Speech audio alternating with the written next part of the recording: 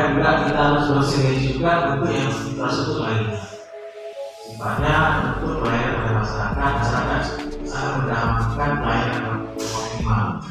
Jadi dengan skala KPB ini mudah-mudahan kita punya segala sesuatu yang kita butuhkan untuk bagaimana meyakinkan investor untuk membantu kita membangun infrastrukturnya, pengelolaannya, dan pada masa waktu itu kita untuk dikelola sendiri.